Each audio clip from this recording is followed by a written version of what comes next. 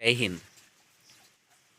आप सभी को जैसा कि पता है कि बिहार एसटीटी मामला दिन पर दिन तूल पकड़ता जा रहा है और जिस तरीके से सरकार बयान बदल रही है उससे अब बिल्कुल स्पष्ट हो चुका है कि वह बहाली के मूड में तो कतई नहीं है।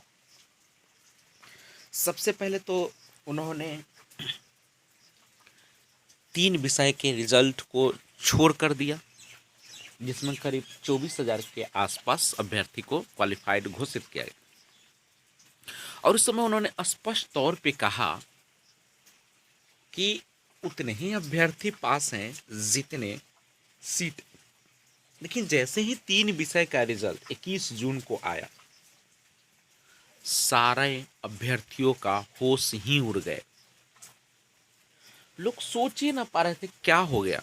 जो क्वालिफाइड थे वो मेरिट से बाहर हो गए। तो आखिर मेरिट लिस्ट में आए तो कौन आए? क्या बेल्टन भवन से आया हुआ कॉल बिल्कुल सही है? क्या उसने जो डाटा बता रहे थे क्या वो बिल्कुल सही बता रहे थे? इसका मतलब तो स्पष्ट है कि कहीं ना कहीं इसमें बहुत बड़ा साजिश जिसका शिकार हुआ पढ़ने वाले अभ्यर्थी।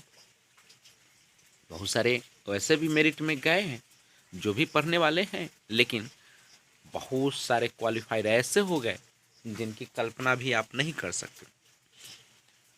क्या 80,042 यानी लगभग 80,000 रिजल्ट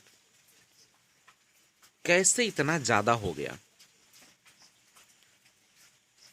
तो इन सब चीजों के बीच अब सरकार घिर चुकी है, आंदोलन तेज है, अभ्यर्थी अब रुकने के मूड में नहीं है। और जिस तरीके से उन्होंने डाटा पेश किया तो डाटा भी ढंग से पेश नहीं किया गया। डाटा में उन्होंने दिखा दिया केवल कि इतने कैंडिडेट्स थे अपियर, इतने कैंडिडेट्स की आवश्यकता थी और इतने कैंडिडेट पास हो गए। एक अधूरी डाटा पेश की गई। और उसके बाद जब भी सरकार से बात करती है तो अब शिक्षा मंत्री एक ही चीज को दोहराते हैं। अब सुनिए कौन सी बातें जो हमेशा दोहराते रहते हैं। हिंद ये भी है कि मिनिमम क्वालिफाइंग मार्क्स क्या रहे।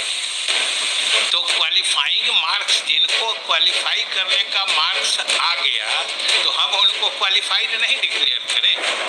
मेरिट में छात्र पास हुए। बिहार एसटीईटी 2019 का है, उनके नंबर भी है और ये कहा है कि अब जितनी वैकेंसी है उतने ही लोग पास किए जाएंगे। तो फिर ऐसा क्यों किया गया?